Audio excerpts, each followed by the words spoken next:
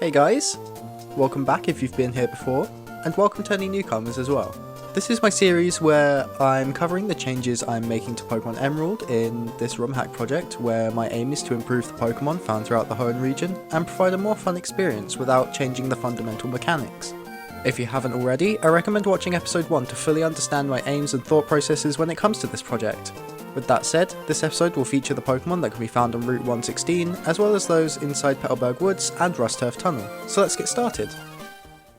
In Petalberg Woods is the first Pokemon I've relocated, that being Pikachu. Pikachu used to only be found in the Safari Zone past the 6th gym, which is just way too late for a Pokemon this week. On top of this, Pikachu has been found in early game forests such as Viridian Forest in the Kanto region, and Santaloon Forest in the Kalos region, so why not include it as an encounter here? This line didn't get any stat changes, as I believe Raichu is sufficiently strong, and there's always the option for Pikachu to hold a Light Ball for more special attack. I did play around with Pikachu's learn set a little bit by having it learn Thunder Wave and Quick Attack earlier, as well as getting Double Kick at level 11, a nice nod to the Let's Go games. Its other moves include Double Team, Thunderbolt, Volt Tackle, Agility, Thunder, and Light Screen. Pikachu now gets access to its signature move, Volt Tackle, through leveling up, however Raichu does not, so if you want Volt Tackle, make sure to learn it as a Pikachu. I also gave Pikachu access to the Surf and Fly HMs, just as a reference to the Surfing and Flying Pikachu that you can see in Pokemon Yellow and in Let's Go Pikachu as well. There are two other Pokemon found in Petalberg Woods I haven't covered yet, and I'll start with Shroomish. Its early moves haven't changed much at all, but it does get growth at level 4 instead of, hold on, just checking my notes here, level 36? Sometimes these vanilla land sets make no sense, I swear. Anyways, back to Shroomish. It also gets Bullet Seed at level 13 if you don't want to use the TM, and it also learns Headbutt 2 levels lower at level 20. Upon evolving, it still learns Muck Punch, and will go on to learn Counter, Giga Drain, Sky Uppercut, Body Slam, and Spore. And yes, Breloom now has access to Spore at level 45, instead of needing to get its pre-evolution to level 54. It no longer gets Mind Reader or Dynamic Punch now, but I doubt anyone's going to miss those moves much. Breloom also got a 20-point increase in special attack, so that it does a bit more damage with its grass type moves now. The last Petalberg Woods Pokemon is Slakoth.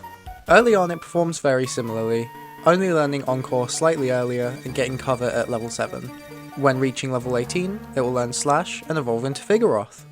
It will then go on to learn Feint Attack, Uproar, and Swagger before level 36, when it evolves into Slacking, who learns Counter, Body Slam, Flail, and finally Reversal.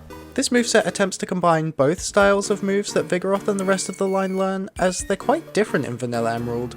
I wanted to make it a bit more consistent here throughout the whole line, but there are still a couple moves that only Vigoroth gets. However, they aren't exactly anything to be worrying about missing. This line also had no stat changes, as Slacking is definitely strong enough already. In Rustboro City, the player can pick up the HM for Cut. This move has been changed to a grass type move, allowing some Pokemon to have a mediocre grass type coverage option. I thought this would be a nice change to an otherwise useless move. It's still not great, but it's something a bit more than it was. Now moving northeast to Route 116, there are a few more Pokemon to discover. I'll cover Abra first. This Pokemon got almost zero changes, no stat changes at all, and Kadabra had roleplay swapped out for Calm Mind, which Alakazam already got anyways. I did add Barrier at level 45 though, because why not? The Kadabra being a trade evolution had its evolution method changed to be reaching level 40, and every standard trade evolution is treated pretty much the same. Moving on to a Pokemon that actually had changes, I'll cover Skitty next. Not only is it a lot more common now, but it got quite a lot of treatment. I swapped Tackle out for Scratch just because I feel it fits a bit better, and instead of Growl and Tail Whip, it gets Charm and Wish, and then Attract, Sing, Headbutt, Assist, Return, Feint Attack, Heal Bell, Hyper Voice, and lastly, Payday. Delcatty will learn the last 3 of those moves by leveling up, and Delcatty also got a stat buff of 20 points in attack, special attack, and speed because it was absolutely pathetic beforehand. Overall, it's still slightly weaker than Lanoon, who is probably available earlier, but both will most likely have similar performance. The last Pokemon on this route is Nincada, and its 2 evolutions.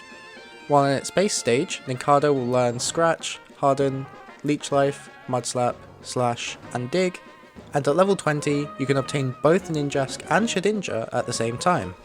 Ninjask will get Double Team, Fury Cutter, and Aerial Ace when evolving, and then will learn Sword Stance, Signal Beam, Agility, and Baton Pass by leveling up. Shedinja will take the moveset of the newly evolved Ninjask when evolution occurs, and as such I could not give it any moves unique to it until after level 20. So Shedinja learns Shadow Punch at level 21 instead, and then will also get Nightshade, Confuse Ray, Signal Beam, Shadow Ball, and Destiny Bond by leveling up. I also did not change any of their base stats, as they work fine for what these Pokemon are meant to do. Now I'll move on to Rust Turf Tunnel, the last location you can visit before having to complete the first gym in this game. Usually, this cave is home to Whismur and only Whismur. I also removed Whismur from Route 116 as they're so common here that I felt it was a bit pointless having it be an encounter on the route just before. As such, I'll cover Whismur first. Unfortunately, there's not really much I can do with Whismur. In Vanilla Emerald, it gets a bunch of normal type moves, and even through move tutors and egg moves, it doesn't get much at all in terms of coverage. I was really stuck on what to do with this line. I moved Howl, Astonish, Screech, Roar, and Supersonic to be learned earlier, and Loudred will learn Stomp upon evolution. Loudred also gets Rest, Sleep Talk, and Extrasensory and Hyper Voice. When evolving to Exploud, it learns Crunch like it does in later generations, and then finally gets Hyper Beam. Without the Elemental Fangs, there really isn't any other coverage I could reasonably give this Pokemon line, other than Extrasensory and Crunch. I did increase Exploud's base attack up from 91 to 111, so that it can hit a little bit harder with its normal stab. I thought this was reasonable, especially considering Loudred is a level 40 evolution, where this game typically sees players only reaching around level 50 by the end game. This line can still learn many of the TMs obtainable in this game though, so players wishing to use Exploud may want to consider saving some TMs for coverage moves. Moving on, a Pokemon I made available in this cave is Geodude. Honestly, I don't have much reasoning to put Geodude in here other than it's a common cave Pokemon and this is a cave.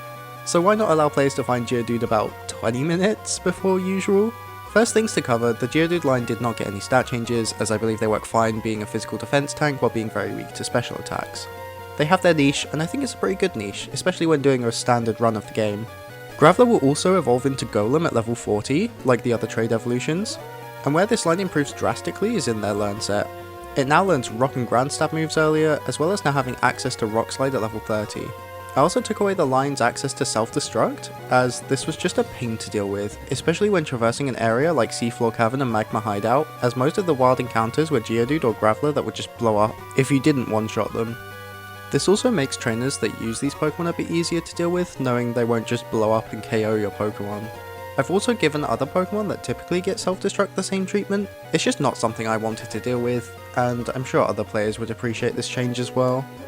Finally, there's one more Pokemon now available in Rust Turf Tunnel, and that's Nosepass. The main reason I included Nosepass here was so that players had the chance to encounter it and notice the very significant change I've made to it. That change being that Nosepass is now a Rock and Electric type Pokemon. This is the first Pokemon I've given a type change to. There are a few more throughout the region, but don't worry, there's not too many. Nosepass, and in later generations Probopass, already had access to a lot of Electric type moves, and with their theme being magnetism, it kinda made sense. Now, do I think personally that Gamefreak should have had this line be a Rock Electric type? No, not really. I don't think the magnetism theme alone is enough to justify being an Electric type. The design clearly reflects this. But I also didn't want another Rock and Steel type Pokemon, as Aron already exists and does a much better job. Especially in this generation where Steel type move options are very limited, and you'll see that come up later. Nosepass also had very significant stat changes. Its base HP was doubled from an absolutely useless 30 to a mediocre 60. Its attack was increased from 45 up to 70, and its special attack was treated the same, and its speed was increased from 30 to 50. These stats were just absolutely terrible. However, with this buff, I also thought that the line needed a slight nerf, decreasing their defense from 135. Oh my god. Yeah, it's now down to 110, and its special defense went down from 90 to 80. I wouldn't call it less bulky, because it did gain 30 points in HP, but instead I adjusted its defenses to keep the bulk it already had, while improving the damage output a bit. To go with this, Nosepass now learns some more offensive moves in Rock Throw, Thundershock, and Thunderbolt. although it now no longer learns rest through level up. A tragedy, I know. With the changes to Geodude and Nosepass, I can now discuss the Rustboro gym leader Roxanne. She still retains one of her Geodudes and her Nosepass, so watch out for its new electric typing. However, one of the Geodudes was replaced with another rock type. She now has an Anorith instead. Anorith is a very offensive Pokemon and actually a bit stronger and faster than I expected. Honestly, if you didn't pick Squirtle as your starter, you'll probably be surprised at how much more difficult this fight is just by those two changes. For now I won't cover the changes made to Anorith until it becomes available alongside Lilith, but I will emphasise that Fury Cutter has had its base power and accuracy increased to match later generations, so just be careful of it. And that's all for this episode. What do you think of the changes I've made, or not made so far? Let me know your thoughts in the comments below. Next episode I'll be covering Granite Cave, the Dewford Gym, and Route 110 as well. There are a lot of Pokemon to cover in those areas, so I hope you look forward to it. If you want to keep up to date with this project, subscribe to my channel. It's free and YouTube will be more likely to recommend my videos to you. I hope to see you later. Bye bye.